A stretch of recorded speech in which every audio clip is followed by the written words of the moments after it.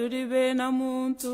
Kasai wabalengela bakushinga dimino oyaye turi bena muntu. Yalele dinda kusenga Kasai wabalengela turi bena muntu. Kasai wabalengela bakushinga dimino oyaye turi bena muntu. Lulwaburkana nga malandi wanshinga oyaye turi bena muntu.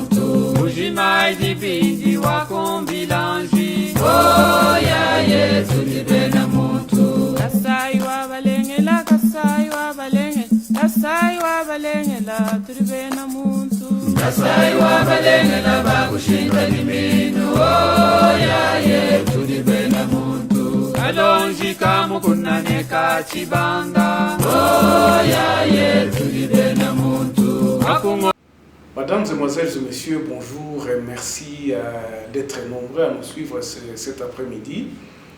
Nous sommes à Contact Pro Life d'abord, comme vous le connaissez, mais aujourd'hui nous avons vraiment avec beaucoup de plaisir de recevoir des personnalités ici en Afrique du Sud.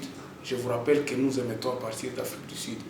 Nous allons recevoir des associations, des sociétés civiles ici en Afrique du Sud qui ont un mot aussi à dire dans tout ce qui se fait en République démocratique du Congo. Nous savons que le pays est dans un état vraiment déplorable. Nous sommes dans des troubles politiques, le social n'est pas bon, tout le monde vraiment voudrait apporter sa pierre pour la reconstruction de ce pays. Alors aujourd'hui sur ce plateau, nous avons le plaisir d'accueillir sur ce plateau des Congolais. Nous allons dire leur appartenance tribale, excusez-moi le terme de ces tribus. Ce sont des Congolais du tribu du Kassai. Ils sont là depuis beaucoup de temps et ils se sont dit nous aussi nous voulons apporter quelque chose pour la reconstruction du pays. Alors cette association qui nous réunit cet après-midi, il s'appelle Tabalaï. Alors pour ce, nous allons aussi associer à cette discussion un grand frère que vous avez toujours suivi sur cette émission. Il s'appelle Papa Luboya, qui n'est pas présenté, mais je vais d'abord quand même lui poser la question de se présenter. Bonjour papa. Bonjour. Comment ça va? Bien. Comment ça va? Nous nous retrouvons encore une fois de plus. Oui, oui. Non, je suis content de participer quand même à ces tableaux. Oui. Je suis kassaïen et quand j'ai entendu parler du mouvement des kassaïens et tout cela, apporter quand même notre contribution dans la manière d'améliorer les choses, Oui. je crois que cela n'est pas mauvais. Parce que le Kassai, ce n'est pas aujourd'hui qu'il va contribuer à la République démocratique du Congo. Ça date depuis très longtemps. Ok. Mais le tout est de savoir dans quelle direction nous devons nous mettre. Ok, merci beaucoup. Nous avons Gilbert Kongolo. Il est le président. Je ne peux pas dire le président. Je me présente. Oui. Mon nom est Pasteur Gilbert Kongolo Kabasele. Oui. Je suis l'administrateur général et puis le visionnaire de l'association Tabalaï Grand Kassai. Okay. J'habite ici à Johannesburg, marié, père de 4 enfants. Ok, ça fait combien de temps? Je suis ici en Afrique du Sud depuis juillet 2006. Ok. Je suis enseignant aussi au lycée Sacré-Cœur ici en Afrique du Sud. Ok, voilà. Okay, voilà. Voilà le décor planté. Donc, nous avons nos deux invités ici. Donc, d'abord, nous voudrions savoir, Papa Luboya, nous avons un peu discuté sur le peuple kassaïen. Pouvez-vous un peu nous parler un peu à bref sur le peuple kassaïen? Qu'est-ce que, d'abord, y a-t-il combien? Nous situer d'abord ce peuple kassaïen d'abord. C'est qui qu'on peut appeler kassaïen aujourd'hui? Monsieur Germain, si vous ne me coupez pas les mots. Oui. Papa Luboya, les Tabalaï, l'association Tabalaï Grand Kassai, oui, a vraiment le réel plaisir de l'écouter. Parce que la plupart de nos membres qui sont dans la diaspora, ils sont que Kassaïens par le nom. Ils ne connaissent pas d'où ils viennent, quelle est leur origine. Les enfants qui sont nés à l'extérieur, vraiment, c'est pourquoi la présence de Papa Louboya ici va éclairer la communauté. C'est pour cela que nous nous posons la question de savoir, de nous dire d'abord c'est qui les Kassaïens. En tout cas, merci beaucoup. C'est ça la question fondamentale, n'est-ce pas? Pour que les gens ne puissent essayer un peu de se retrouver. Est-ce que je suis du Kassaï? Donc, comment est-ce que je peux me dire que je suis Kassaïen? En tout cas, c'est ça. Papa Louboya, vous la parole. Merci.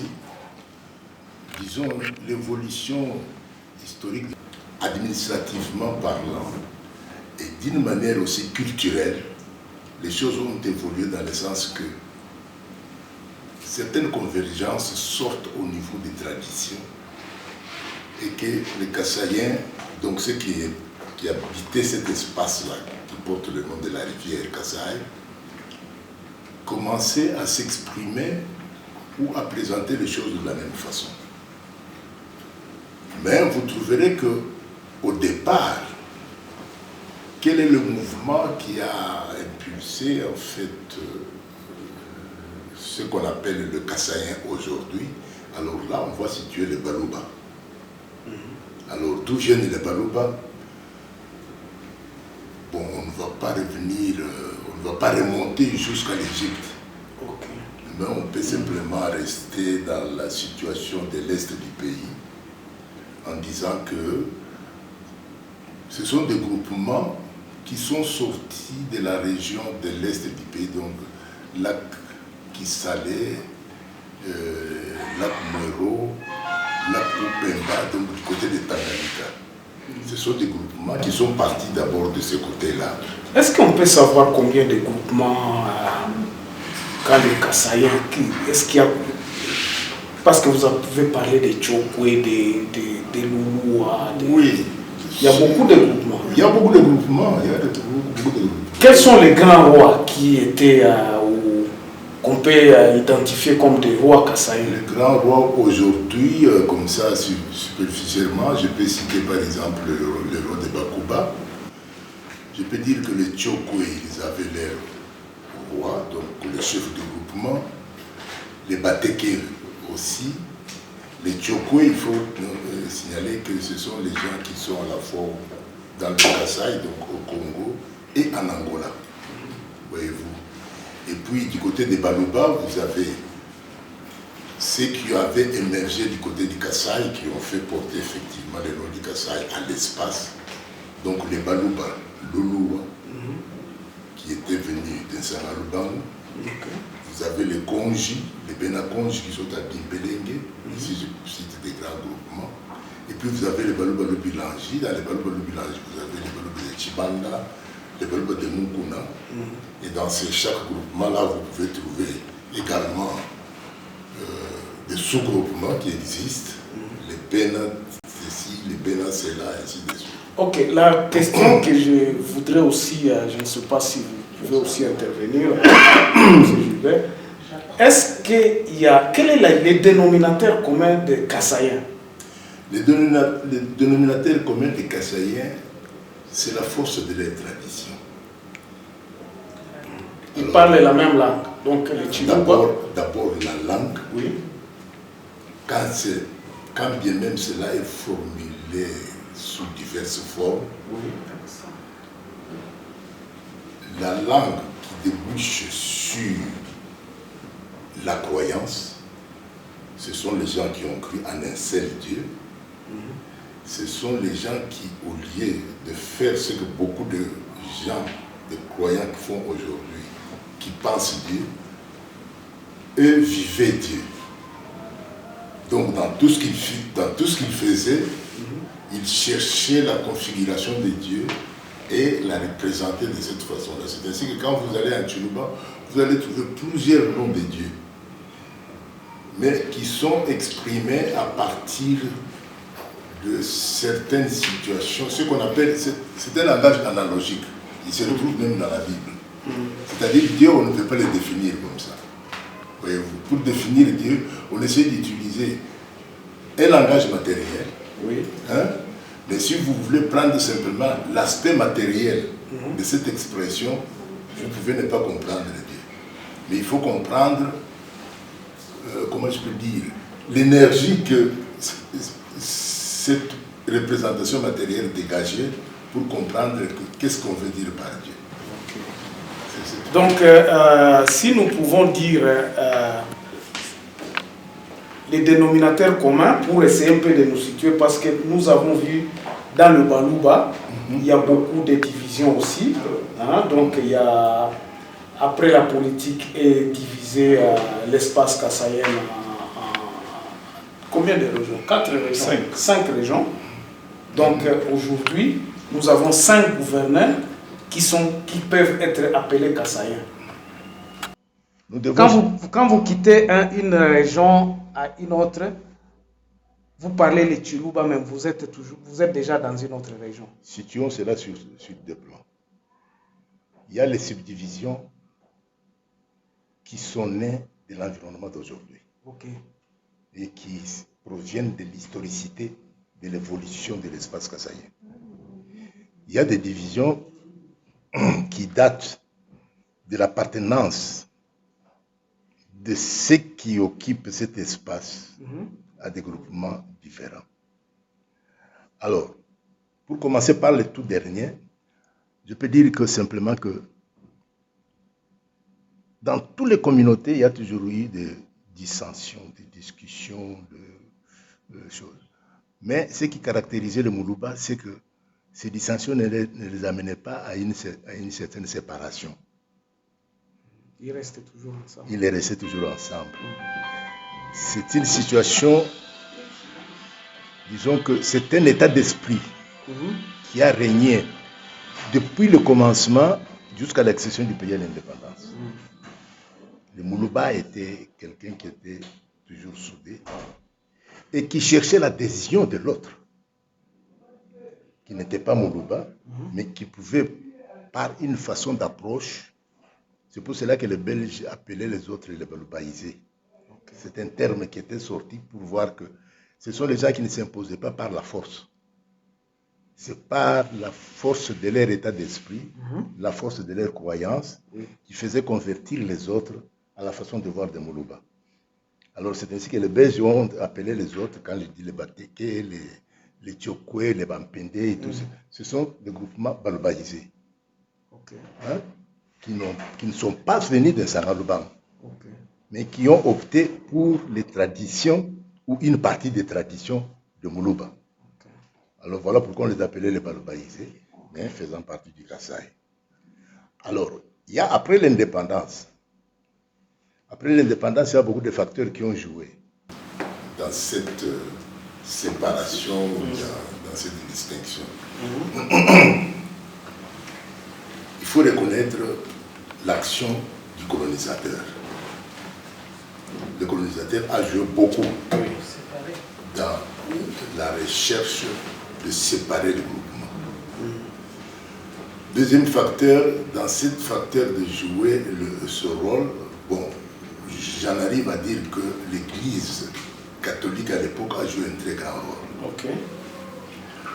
Troisième fait que je peux également citer, c'est que la recherche du pouvoir politique a fait peur aux colonisateurs pour voir que si on laisse les choses telles qu'ils avaient évolué jusqu'avant l'indépendance, le colonisateur risquait de perdre sa main mise sur la République démocratique.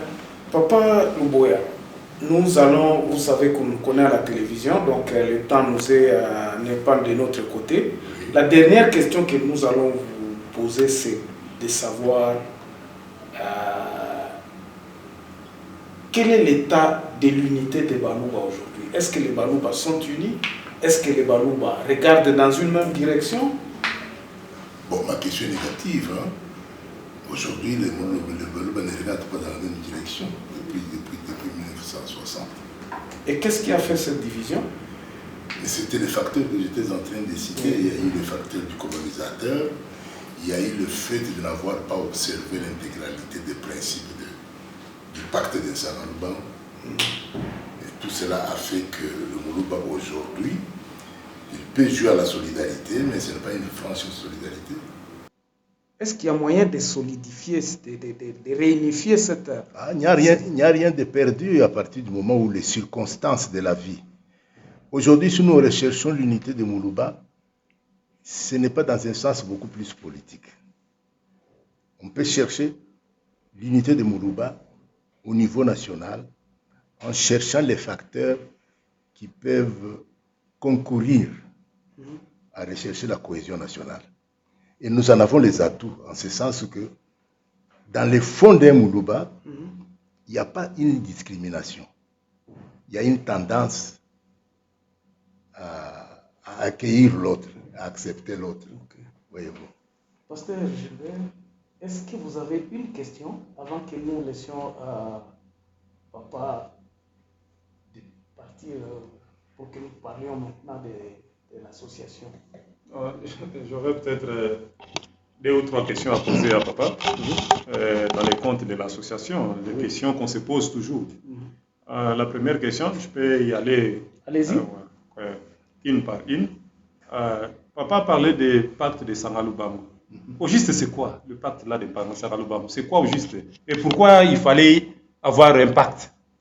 Bon, il y a une évolution au niveau du groupement Luba qui a commencé avec Kongolo Mwamba et après qui a été consolidé avec l'arrivée de Kalala Ilunga Mbili. Kalala Ilunga Mbili a apporté une certaine organisation qui a permis aux gens de commencer à s'expandre ainsi de suite. Mais il s'est fait que entre Kongolo Mwamba et Ilunga Mbili, qui était son neveu, il y a eu des problèmes qui n'ont pas marché. Kongolo Mwamba cherchait à tuer Ilunga Mbili. Ilunga Mbili a fui. Ilunga Mbili, c'est le fils de la sœur d'un Kongolo Mwamba. Il a fui, il est allé rejoindre son père. Parce qu'il n'était pas de Kongolo Mwamba. Ilunga Mbili est né d'un père qui est venu du lac Upemba, qui était perdu dans la bourse. Alors c'est ainsi que Ilunga Mbili a fui, lorsque ça n'allait marcher pas avec Kongolo Mwamba. Il est allé rejoindre le royaume de son père. Et de là, il s'est organisé. Il est revenu. Sa maman l'a conduit et il a attrapé Kongolo Mwamba qui fouillait. Il a tué Kongolo Mwamba. Et quand il a tué Kongolo Mwamba, sa maman avait une sœur aussi qui a eu un enfant, Kisulu, avec Mbili Kilo. Alors il y a eu des disputes de pouvoir. Ilunga Mbili est parvenu à tuer Kisulu. Et c'est ainsi qu'il a pu unifier les royaumes de son père, qui venait de lac Upemba, avec le groupement que Kongolo Mwamba avait créé. Et c'est ça que les Belges ont appelé Deuxième Empire Luba. Alors maintenant, ce conflit-là a fait que l'organisation qui était mise en place, qui reconnaissait le groupement au niveau des lignées familiales, il y a eu les gens qui ont commencé à revendiquer aussi leurs droits. Et de ce mouvement, il est né 4 groupements. Le Baluba Shankadi, le Baluba Kasongo Nyembo, le Baluba ceci, le Baluba cela, ainsi de suite. Et c'est à partir de ce moment-là que le Moulouba a commencé à s'expandre. D'abord, du fait qu'il y avait mésentente. Deuxièmement, parce qu'ils étaient devenus de plus en plus nombreux. Et les notables se sont réunis en disant, OK, nous commençons à quitter notre environnement. Vous allez ailleurs et tout cela. Ils ont fait ce pacte-là. En disant que ceux qui partent ailleurs, n'oubliez pas que vous avez... C'est pourquoi le Moulouba a toujours dit, Kwetukundela, Nasaba kwa Banza. Kasai wa balenge la bakushinda limino ya ye tulibena muntu. Kasai wa balenge la Kasai wa balenge Kasai wetu musui wetu tulibena muntu. Kasai wa balenge la bakushinda limino ya